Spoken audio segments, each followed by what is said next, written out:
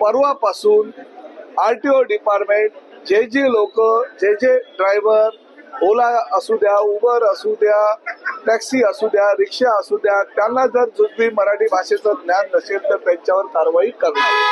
अभियानाची सांगता झाली, परत ते अभियान सुरू ठेवावं म्हणून जर कोणी कायद्याच्या कक्षेमध्ये राहून आरटीओचे नियम पायदळीत उडवत असेल तर ते चालणार नाही.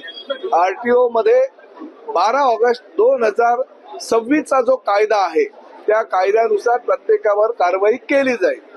जर त्याला मराठी भाषेचं ज्ञान नाही आलं तर 1 महिन्याची नोटीस देण्यात येईल. 1 महिन्याच्या नोटीसमध्ये जर तो मराठी शिकू शकला नाही तर त्याला त्याचं लायसन्स 3 महिन्याकरता निलंबित करण्यात येईल.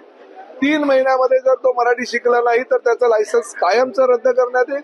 आणि तरी सुद्धा तो मराठी शिकला नाही तर तो परमिट जेव्हा रिन्यू करायला आमच्याकडे येईल तेव्हा त्याचं परमिट सुद्धा रद्द करण्यात येईल. त्यामुळे कुणीही हे समजू नये की आम्ही मराठी शिकलो, प्रमाणपत्र मिळालं म्हणजे आम्हाला मराठी आलं. आज राज्यामध्ये जवळजवळ 9 लाखापेक्षा जास्त हे रिक्षा टॅक्सी चालवणारे ड्रायव्हर्स आहेत. त्यापैकी मराठी काही असतील, बहुतांश 20 ते 30% हे मराठी सुद्धा असतील, परंतु उर्वरित हे अमराठी आहेत. त्यामुळे त्यांनी मराठी शिकणं गरजेचं आहे. अभियान चालू ठेवण्याच्या संदर्भात आमचे नेते आदरणीय एकनाथ शिंदे साहेबांनी सूचना केलेल्या आहेत. त्या सूचनांची पूर्णतः अंमलबजावणी केली जाईल, परंतु शेवटी कायद्याच्या कक्षेत राहून आम्हाला कारवाई ही करावीच नाही. त्यामुळे महाराष्ट्रामध्ये जर तुम्हाला व्यवसाय करायचा असेल तर मराठी अनिवार्य आहे. टोल फ्री नंबर काय नागरिकांनी प्रवाशांनी संपर्क कसा करायचा तक्रारी करण्याचा? नाही, संपर्क करायची गरजच नाही. आम्ही आता कोकण मराठी साहित्य परिषद आणि मुंबई मराठी साहित्य संघाने जबाबदारी स्वीकारलेली आहे. आज आता विचार करा, 105 दिवसांपैकी 40 ते 50 दिवसात 1,65,600 जे अमराठी चालक आहेत त्यांनी मराठीचं प्रशिक्षण घेतलं ना. त्यामुळे बाकी सगळ्या ज्या युनियनच्या नेत्यांनी स्वतःची दुकानदारी करायचा प्रयत्न केला होता त्यांना चपराक त्यांच्याच पदाधिकाऱ्यांनी मारलेले असं म्हणायला हरकत नाही. त्यामुळे मराठी गरजेची आहे. मराठी तुम्हाला जर येत नसेल तर तुम्हाला महाराष्ट्रामध्ये व्यवसाय करता येणार. प्रश्न तुझा आहे की आता तुम्ही कारवाई केली जाईल.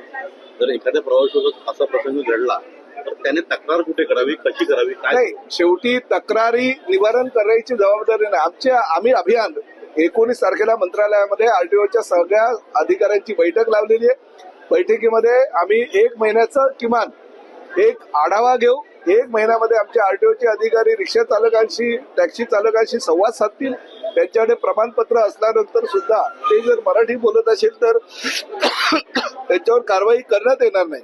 परंतु जर त्यांना मराठी बोलता आलं नाही तर त्यांच्यावर कारवाई जी नियमानुसार आहे 12 ऑगस्ट 2026 चा जो आरटीओचा नियम आहे त्यानुसार कारवाई अटळ. ठाण्यात 3 स्थानिक भाजपचे आमदार आहेत. सगळ्यांना निमंत्रण होतं तरी ते येऊ शकले नाही.